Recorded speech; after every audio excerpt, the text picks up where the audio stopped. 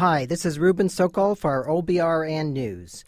It's a brisk 6 degrees outside the studio this morning. The temperature should rise to 13 degrees by the afternoon. The top stories for today: House Speaker Peter Milliken orders Harper to heed the request of Parliament for papers on Afghan detainees. In sports, Red Wings eat the Coyotes 6-1 to win their playoff series.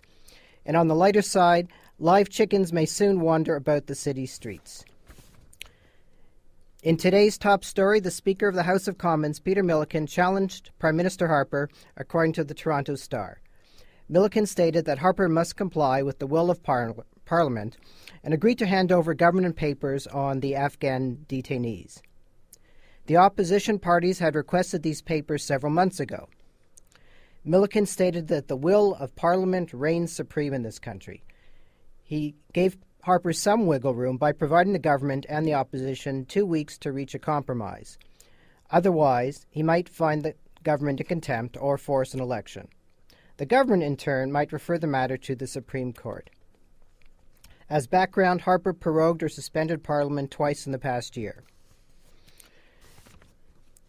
In our next story, BP crews will soon begin to drill in the Gulf of Mexico in an attempt to slow down the large oil spill at the Deepwater Horizon offshore oil rig, according to the Associated Press. The site has been leaking crude oil at the rate of 159,000 liters a day after exploding last week. 115 workers escaped, but 11 are still missing and assumed to be dead. The process to drill into the well to reduce pressure will take 3 months, according to BP spokespeople. The bill for all-day kindergarten was approved by the Ontario legislature this week, according to 680 News. The program starts this fall. 4- and 5-year-old kids now will go to school from 9 to 3:30. Children can also access programs before or after school hours, but only if the parents pay. Low-income families can ask for subsidies. Now on to sports.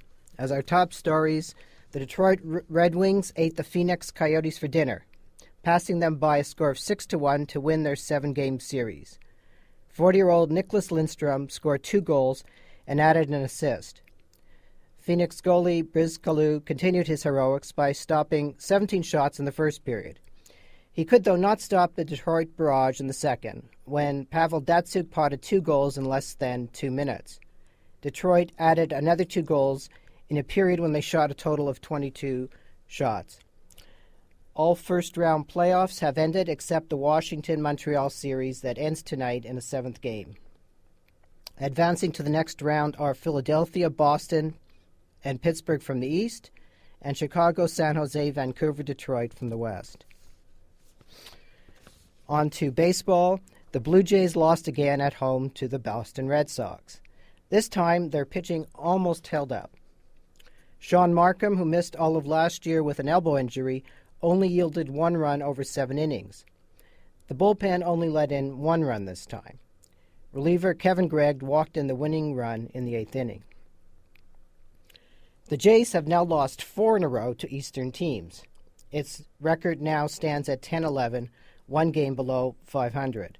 Just like last year, Toronto started out strong but then slowed down against the powerhouses of the East. Attendance also dipped from last year, with only 14,776 fans showing up. In NBA action, the Boston Celtics defeated the Miami Heat 96-86 to win its series in 5 games. For the Heat, Dwayne Wade scored 31 points in what may be his final game for Miami. At the end of the season, he will become a free agent. Ray Allen scored 24 points for Boston. Cleveland Cavaliers rammed the Bulls 96-94 to win its series 4-1. Antoine Jamison scored 25 points for the Cavaliers. Cleveland advances to face Boston in the next round. Dallas stayed alive in its series with San Antonio by winning its game 103-81. Karen Butler scored 35 points for Dallas. Los Angeles Lakers pounded Oklahoma Thunder 111-87. Gasol scored 25 points for the Lakers. Los Angeles is now up 3-2 in its series. On to entertainment. Instead of a headline on the squawking in Parliament, the headline for the Toronto Sun was a picture of a chicken. It did not make the Sunshine Girls section, though. The story did appear on page 3 of the 24-hour paper. It seems that the City of Toronto is reviewing a bylaw to prohibit raising of chickens. A blog called Toronto Chickens seems to have been successful at getting the city to take notice.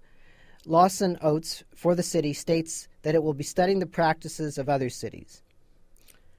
Meanwhile, John Mayer predicts the fall of Twitter in today's issue of 24 Hours. At one time, Mayer was considered a Twitter addict with 3.2 million followers.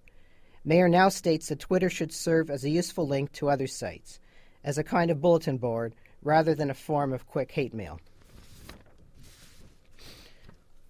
On to our feature about a bat cave. Are you feeling brave? The Royal Ontario Museum in downtown Toronto celebrates bats this month. Inside the new bat cave, kids put their fears to the test. Animatronics and atmosphere sights and sounds mimic the St. Clair Cave in Jamaica. But if you're coming over the March break, be sure to give yourself plenty of time. Museum volunteer Anita Scott says it's been exceptionally busy compared to an average week. It differs in the volume of visitors for sure. We're getting between 8,000 and 11,000 visitors a day, and normally that's cut down well. You know, on a regular day, I volunteer Tuesday afternoons, and I see about 200 people. So this is a huge difference, but it's great. It's high energy at the ROM this week. There's a lot of kids' crafts, so there's a lot of activities on the go. I think families are generally really pleased with their experience here. That's all for entertainment today. For OBRN News, signing off, it's Reuben Sokol. Have a good day.